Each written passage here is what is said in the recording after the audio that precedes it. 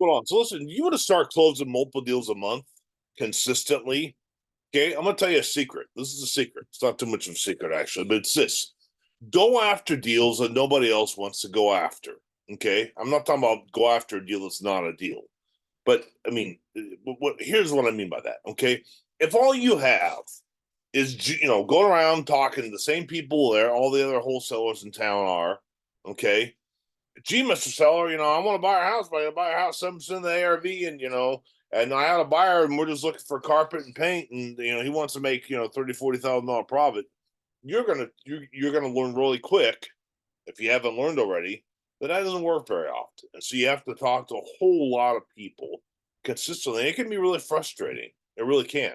Okay, what I learned early on is when I started doing this, when I was a young guy, that I had a lot of competition, and all my and flipping houses, that kind of thing, and land. Everybody was looking for just a carpet and paint. You get a you know property under contract, whatever, and you find a buyer, or if I was a flipper at the time, you don't need a whole lot of work, just some carpet, really carpet and paint. You can be out there in a couple of days, and you can sell it, make a $30,000 profit. And I did a couple of those, and I mean, I done more than a couple of those. Those are nice deals. They really are. It's fantastic.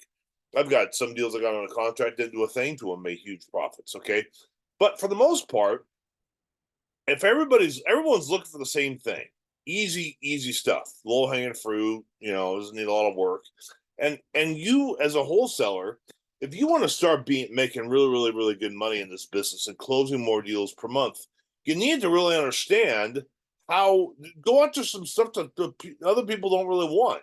Tough stuff. Like what I learned really, what I learned early on is, I did a lot of rural stuff, guys that want rural properties. I learned all about wells and septic tanks and mold remediation. Okay, and digging egress windows. I mean, we did an egress window one time, and this house was built over 100 years ago, and the concrete was doing this, and it took our concrete guy, a real professional. It took him. He looked at that thing, that old farm home, house, and the concrete wall and everything. I think he was looking at it for about 4 or 5 hours, just really trying to understand, because the concrete was, again, weird. Anyway, it doesn't matter.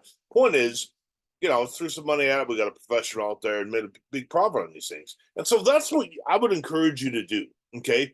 Always be as creative as you possibly can. That's why I have my whole entire YouTube channel and my Facebook group is trying to help you be more creative in how you structure these deals. Okay.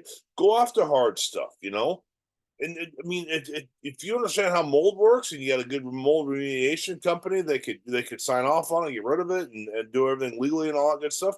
Yeah, you should learn about that stuff.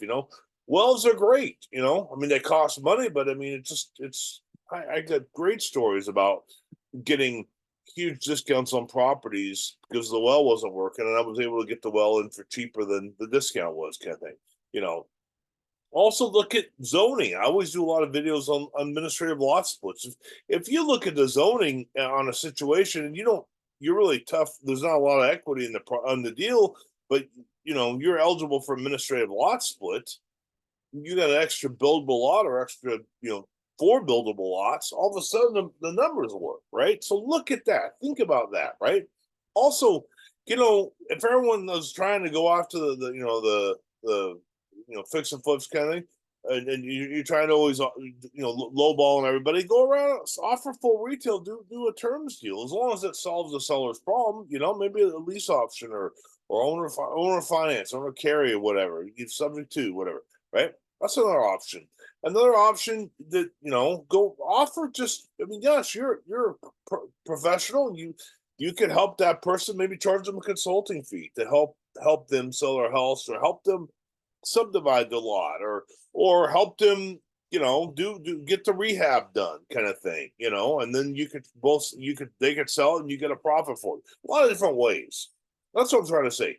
But for pity's sake, if you're not creative, you're not willing to do stuff that other people aren't going to do, you're going to struggle. So that's my exhortation for you in this video.